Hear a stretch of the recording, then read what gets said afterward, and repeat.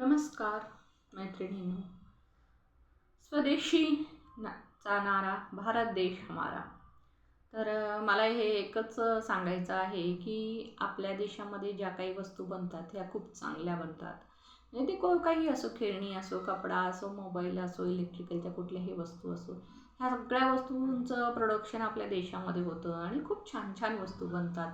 आणि कसं आहे की या सगळ्या बनलेल्या वस्तू ह्या आपल्या देशात विकल्या गेल्या पाहिजेत. म्हणजे कसं असतं की लोक ब्रँडेड वस्तू म्हणून किंवा बाहेरच्या देशातलं माल हे थोडंसं इम्पॉर्टंट माल असतं असं समजून खरेदी करत असतात. तर बाहेरच्या देशाच्या वस्तूवर मी बहिष्कारच टाका म्हणते घेण्यापेक्षा. आता नाईलाज असलं तर एखाद्या वेळेस घ्यायला काही हरकत नाही, पण सहजासहजी जर तुम्हाला जमत असेल तर तुम्ही म्हणजे स्वदेशीच वस्तू वापरा.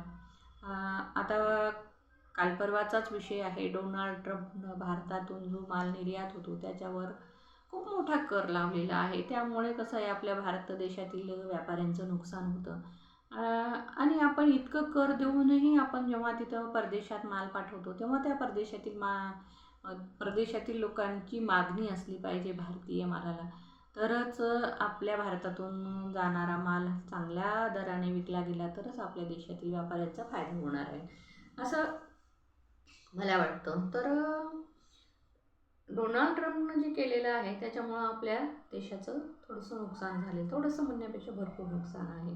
प्रत्येक गोष्ट म्हणजे आपल्याला पाठवताना म्हणजे इथं जो माल बनतो तो चांगल्या दर्जाचा असतो आणि किंमत पण चांगली असते आणि तिला किंमत पण चांगली मिळाली पाहिजे असं सगळ्यांनाच वाटतं, सगळ्या व्यापाऱ्यांना वाटतं. तर त्यापेक्षा तुम्ही निर्यात कर जर वाचवायचा असेल तर आपल्या देशातील नागरिकांनी आपल्याच देशात बनलेला माल जर विकत घेतला तर निर्यात कर वाचेल आणि आपल्याला पण म्हणजे इथल्या इथं घेतल्यामुळं थोडंसं स्वस्त पण मिळेल. आता तुम्हाला याविषयी काय वाटतं ते तुम्ही कमेंटमध्ये टाकू शकता. आणि तुम्हाला असं वाटेल की ही काय सांगते. तर ह्या छोट्या छोट्याच गोष्टी असतात आमच्यासारख्यांना. म्हणजे आता समजा की आता नवीन जे कोणी पिढी आहे 20-22 वर्षाची, यांना नाही समजणार काही गोष्टी, पण हे अनुभवाचे बोल असतात. आणि कसं आहे, आमचे केस काही पांढरे असेच झालेले नाहीत म्हणजे सगळं काही पाहूनच म्हणजे आपण इथपर्यंत पोहोचलेले आहोत. उन्हाळे पावसाळे काही मी म्हणजे 20-22 वर्षांच्या लोकांपेक्षा नवीन तरुण पिढीपेक्षा जास्त पाहिलेले आहोत. तर त्यामुळं जितक्या काही गोष्टी समजतात तितके सांगण्याचा प्रयत्न मी करत असते.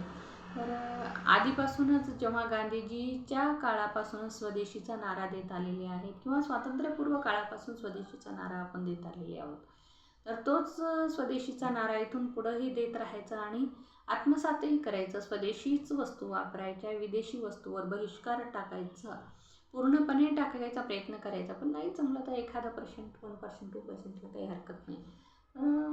मला एकच सांगायचं आहे की आपला देश पूर्वी कसा म्हणजे स्वयंपूर्ण असा देश होता. बाहेरून आपल्याला काहीच मागवावं लागत नव्हतं आणि आत्ताही मागवायची गरज नाही. आत्ताही स्वयंपूर्ण आहे. पण लोकांच्या मनामध्ये जे बसलेलं आहे की बाहेरचे ज्या वस्तू आहेत त्या इम्पॉर्टेड असतात असं म्हणतात. पण तसं काही नाही आहे. आपल्या देशात पण खूप चांगल्या दर्जाचं माल बनतो आणि चांगल्या दर्जाच्या वस्तू असतात. आता हे pizza, burger, Pepsi, Coca Cola ह्या सगळ्या ज्या वस्तू आहेत त्या बाहेरच्या देशातून येतात. तर या सगळ्या अशा वस्तूंवर आपण बहिष्कार टाकू शकतो. याच्याशिवाय आपण जीवन जगू शकतो. जितक्या वस्तूवर आपल्याला बाहेरच्या येणाऱ्या वस्तूवर बहिष्कार टाकता येईल तितक्या वस्तूवर बहिष्कार टाका, एवढंच मला म्हणायचं आहे. आणि एकच लक्षात असू द्या, स्वदेशी नारा भारत देश हमारा, भारत देश हमारा.